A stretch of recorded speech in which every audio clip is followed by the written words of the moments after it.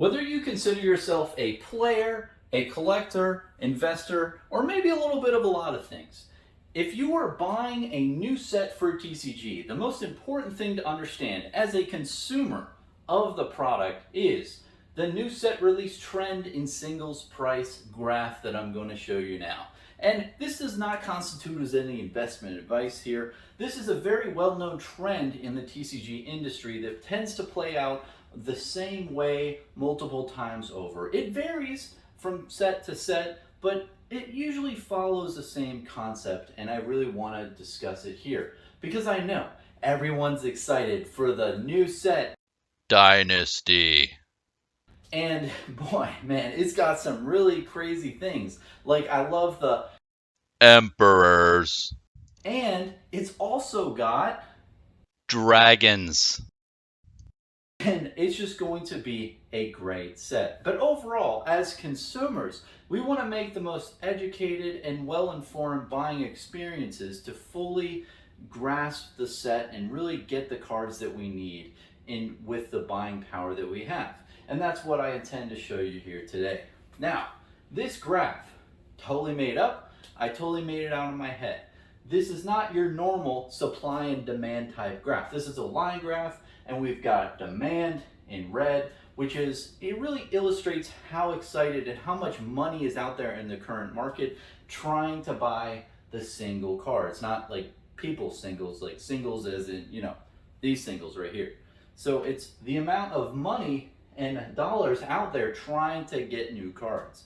The blue line represents the supply of the product. How much supply or how many of these cards are on the current market, and when you think of supply, it's really the TCG player amount, eBay, any type of online type of place where you can buy cards. That's represented in the supply of cards out there for the new set. Now I want to go through three phases here that's part of this trend that we've seen many times over in the industry through many sets in the past, and it will most likely happen in the new set Dynasty. Now, let's get into pre-release. In pre-release, everyone's hyped up, everyone's excited, new artwork, new cards are shown. It is a really great time to really see all the new stuff for a set. So likely, people are gonna get hyped. Demand is gonna go up and up and up, and people are gonna get really hyped and jazzed for it, and there's gonna be a lot of money trying to get the cards. But if we take a second and look at the supply here, it's blue. It's dead. There's no activity, a flatline, which makes sense because no cards are in the market yet. None are on TCG Player or anything else because the single cards are all just in the boxes. They haven't been opened yet. So that really encompasses pre-release season, where the demand of these cards just goes really high up. There's a lot of people who want the cards, but the supply is very low because no one has them yet. Now, let's get into release right here. Now, in release period, you can definitely see demand is still going up because people are trying to get the cards that they need, and they're out there, and boxes are first available. So it does peak up here at the 10 mark, and then, and these are represented in just plain old units. There's really no type of mathematical like addition here. This is just a picture of what you can expect. But it then goes down. You'll see it peaks at 10, and then it goes down over a month time for a release period. And you're like, why is that? Well, straightforward. It's people get the cards they need.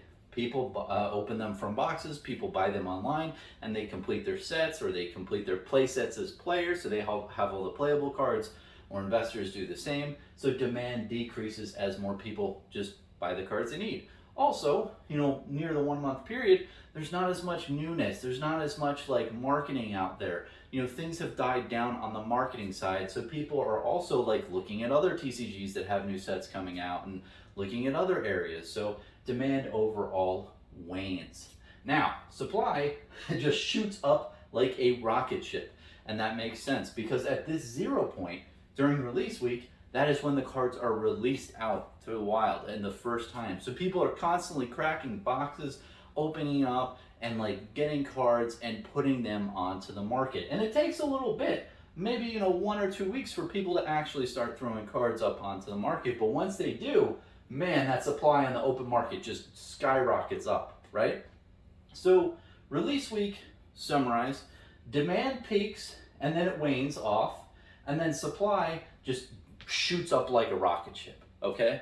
But at the first part of it, it's still, the first 2 to 3 weeks right here, you don't really have that much supply out into the market. And that's because maybe people pre-ordered and they haven't gotten their boxes yet, or people didn't go into the local game store to pick them up, or maybe people open the boxes and they like the cards and they want to keep them at first, but later on decide to sell them. There's a lot of different factors to where in the first 3 weeks of the product being open, there's not a lot of supply that gets pushed out to the market. It really comes to market more at the latter after 2 to 3 weeks is when you see a huge bump in supply hitting the market.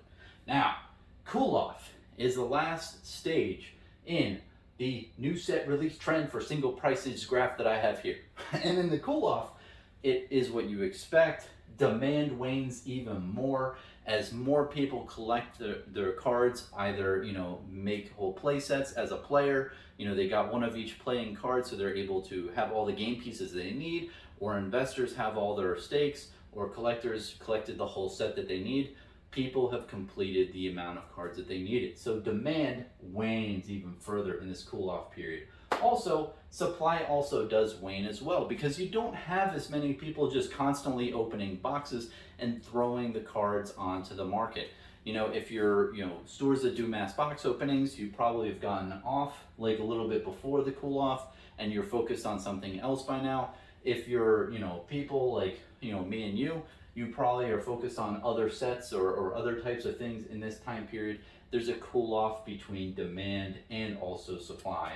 And then after the cool off, it really just goes into normalcy. Now, many different things can happen after the cool off period that I'm not going to discuss because that ain't part of the trend. The trend happens between here and here. And just to really give you a high level overview of this and really the concept at a very, very basic level. When demand is very low, that is a good time to buy. When demand is very high, that's a bad time to buy. When supply is very high, that's a good time to buy. When supply is very low, that is a bad time to buy.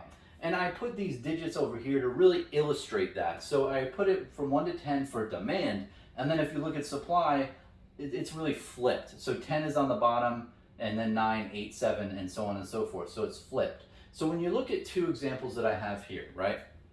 And I put number 1 right here, which is you buy in the first week of the set coming out. And you might say, Bronson, Dynasty.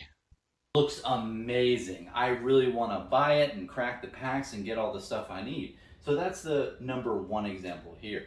But let's say you also have this number 2 where you wait a little bit. You wait like a month and a half to buy the singles that you need for the set, right? Well, let's look. So in number 1, supply is very low. And what I've said earlier is supply being low is a bad thing. So bad is 9. Like 9 is high numbers are bad.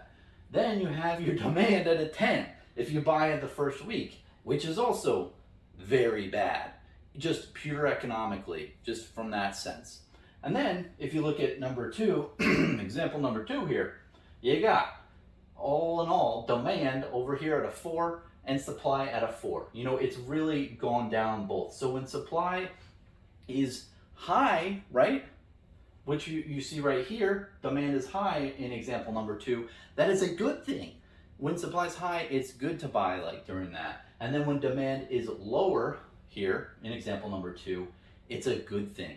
So all in all, if you wait around 3 to 5 week period, it is a really more advantageous as a consumer. It doesn't matter who you are. I know there's a line graph and you might peg me as an investor, collector, or whatever. I don't care, man. It doesn't matter why you're buying these cards. It doesn't matter what purpose you're using them for. Regardless, if you buy here in the first week of release single cards, you're going to be at a disadvantage as a consumer. You're going to be buying when the demand is extremely high and the supply is very low. Whereas if you wait 3 to 5 weeks after a set release, any set, including the new set, Dynasty. going to have a much easier time buying, and it's going to be very advantageous. So I just wanted to go over this with you here today. And this does not play out in every scenario depending on the type of situation. But even though this is demand and supply, there is a price reduction from here to here. Demand and supply really determine what the price is. When you look at a supply and demand graph, there's the prices in the middle, and the price from here to here drops off around 30 to 40%. And that's industry standard around any set out there that gets released. It's a really well-known trend. So if you see for Dynasty. if the price of the cards decreases after 3 to 5 weeks of the set being released, you'll know exactly why it is. It's because of this very well-known trend in the industry that's very beautifully illustrated on this whiteboard. Now, other factors that play into this, right, are world economy. Let's say the crypto market really just skyrockets and people are interested in also collectibles. Collectibles market skyrockets. Well, the demand could be even higher, and that will change this whole type of scenario.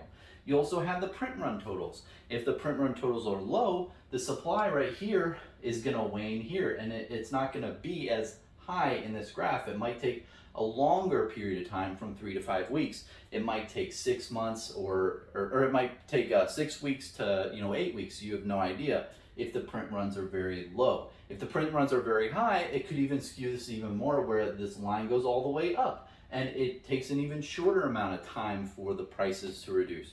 So definitely another factor that's not illustrated here that plays into this type of scenario. Also, investor confidence. If investors aren't really on board, well, you won't see as much demand out there in the product if investors are not on board. But if they are confident about the product, you're going to see the amount of supply out there wane because investors are grabbing it up and buying boxes by the hundreds, and you're going to see that play an effect as well.